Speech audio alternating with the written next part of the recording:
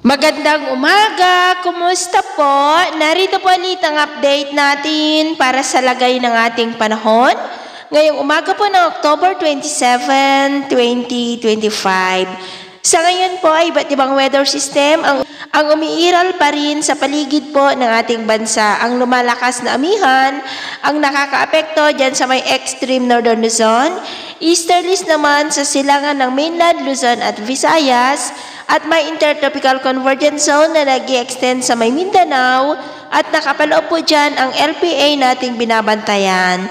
At base po dito sa wind map ay nasa vicinity na po ng Basilan at kumikilos pa west-northwestward. Posible na tatawid dyan sa may Palawan sa susunod na mga oras at hindi pa rin inaalis ang posibilidad na lalakas yan bilang bagyo at kung sakali na nasa loob pa ng PAR ay tatawagin po sa local name na Bagyong Tino pero panandalian lamang po. At maliban sa LPA nating binabantayan ay may nagbabanta pa rin na posibleng sama ng panahon na mabubuo bago mag-weekend at mataas ang posibilidad na lalapit dito sa ating bansa kung matutuloy yan at may posibilidad rin na tatawid sa ating kalupaan. Kaya atin pong babantayan ang development po ng namamataan dito po sa forecast. At sa lagay ng ating panahon, ngayong madaling araw ay maayos naman ang panahon sa malaking bahagi ng bansa pero may chance pa rin ng mga isolated rains sa may extreme northern Luzon, Marinduque, Batangas, Palawan, Aklan, Iloilo, ilang bahagi ng Negros, southern part ng Cebu, Sulu Archipelago at Zamboanga Peninsula.